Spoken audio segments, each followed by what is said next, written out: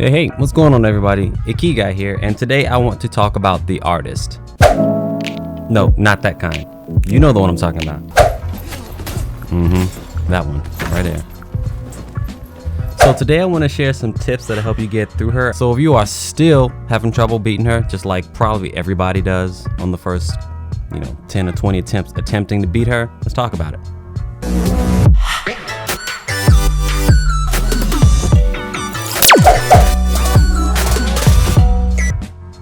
So the artist, she's another test of player skill just like the other two bosses before her, and she loves to mix high and low attacks that are really devastating, especially if you're going in on the first fight and don't know what you're getting into.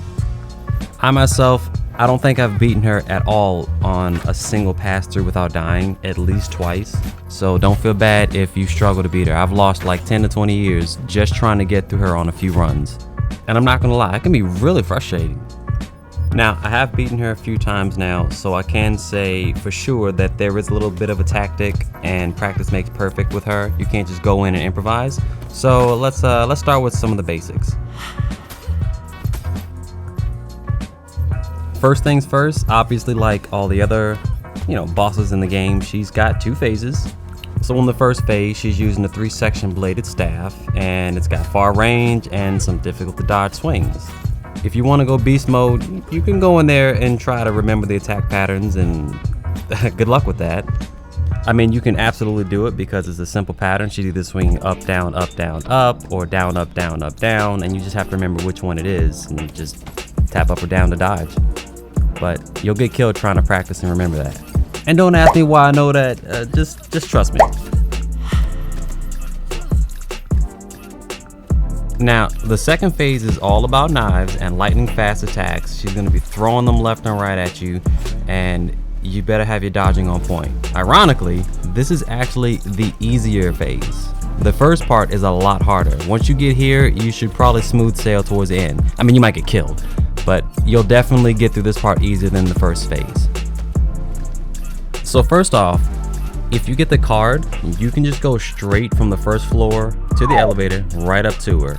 Save time and just get right to the fight. For a speed run, this is a good idea, but I honestly just prefer going through the floors, killing dudes, getting some experience points. That way you can use them at the shrine, so you have maybe a little bit more of an ability to fight her at the end. Of course, the catch is if you take a lot of beating on the way there, you're going to be less prepared for her, so pick your poison. Primarily because if you just take the elevator, you're going to go straight up to her and you won't be able to use anything. You're just going to have what you started with. Alright, so let's get into the first phase.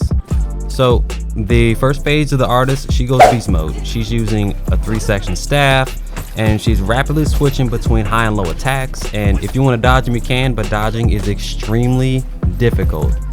You're going to have to master her combos, and you're going to have to perfect your timing, and just pray that you get some successful dodges on those highs and lows during those attacks.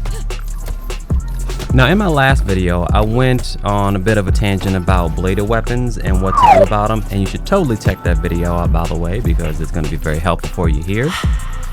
But in case you didn't see that video, the name of the game here is to dodge or parry. If you want to block her attack, you're just going to slowly get your health chipped away and you're going to die being defensive. Alright, so let me talk about dodging for a second. First off, if you dodge, you are going to build focus. And if you have focus, you can unleash a powerful attack.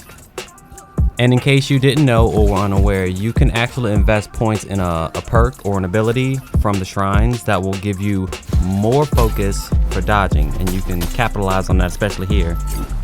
You can also invest in the strong sweep focus attack, which would be really useful to take her down so you can get some free hits in whenever your focus is built up. I don't use it a lot. I just use the standard one that you already have. And that's primarily because once you use the default focus attack, they're stunned for a second and you can throw them into something. And I usually try to throw her into a wall just so I can get an extra hit in. So, pick your poison, choose whatever preference you want.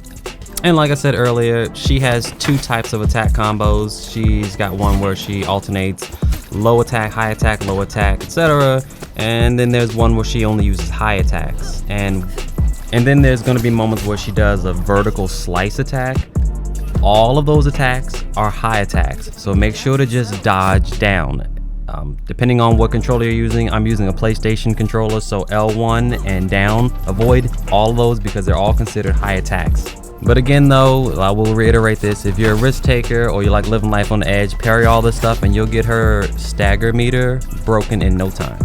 And this is mostly because if you perfectly parry her last attack, she'll be staggered, so then she'll be open for a big move, and then you can, take advantage of that. Speaking of advantages, I personally invested points in weapon durability early on, so at this point in the game, the first 2 enemies of the museum level, one's carrying a bat, one's carrying a bladed weapon. Grab the bat, hop on the elevator, go straight up to her, and go in there, prepare with a weapon just like she is.